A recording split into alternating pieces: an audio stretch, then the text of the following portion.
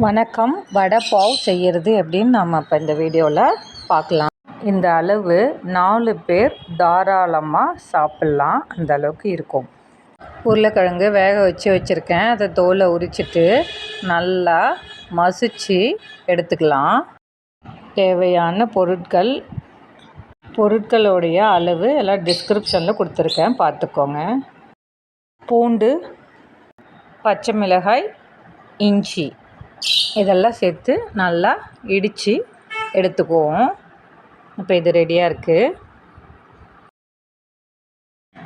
அடிகனமான பாத்திரத்தில் எண்ணெய் சேர்த்து எண்ணெய் நல்லா சூடேறினதும் கடுகு சேர்த்து கடுகு நல்லா பொரிஞ்சதுக்கப்புறம் இப்போ நம்ம இடித்து வச்ச இஞ்சி, பூண்டு, மிளகாய் அதை போட்டு நல்லா கொஞ்சம் வதக்கிக்கலாம்.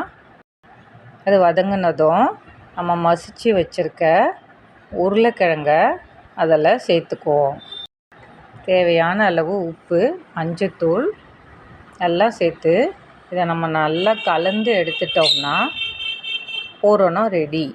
இது கூட கொஞ்சமாக கொத்தமல்லி தழையும் சேர்த்துக்கலாம். இந்த பூரணத்தை சின்ன சின்ன உருண்டையாக உருட்டி எடுத்துப்போம்.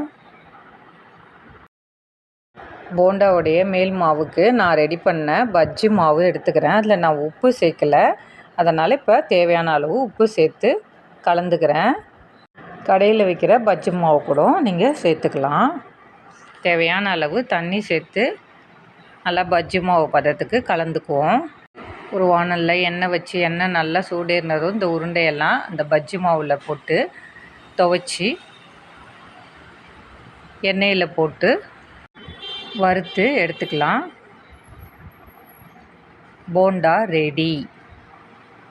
இப்போ இதை செய்யும்போது மீதி இருக்கிற அந்த மாவை இப்படி கொஞ்சம் கொஞ்சமாக எடுத்து எண்ணெயில் போட்டு நல்லா பொரித்து எடுத்துக்கலாம். நல்லா மொறுமொறுன்னு இதை பொரித்து எடுத்துக்குவோம். அதே எண்ணெயில் 2 பச்சை மிளகாவை கீறி போட்டு வறுத்து எடுத்துக்கலாம். ஒரு 10 பல் போல் பூண்டு அதையும் வறுத்து எடுத்துக்கலாம். அதை ஒரு மிக்ஸி ஜாரில் மாற்றிட்டு அது கூடவே காரத்துக்கு கொஞ்சம் மிளகாய் தூள், உப்பு, வெறும் மாவை பொரித்து எடுத்தோம் இல்லையா, அது எல்லாத்தையும் கலந்து அரைச்சி எடுத்துப்போம். இந்த மாதிரி பன்னு எடுத்து அதை கட் பண்ணி அதுக்குள்ளே நம்ம அரைச்சி வச்ச விழுதை சேர்த்துக்கிட்டு அதுக்குள்ளே வடையவும் வச்சு பச்சை மிளகாவையும் எடுத்து வச்சு சாப்பிட்டா அப்பா வடை பாவ் சூப்பராக ரெடி ஆகிடுச்சி. இவ்வளோ நேரம் இந்த வீடியோவை பொறுமையாக பார்த்ததுக்கு நன்றி. வணக்கம்.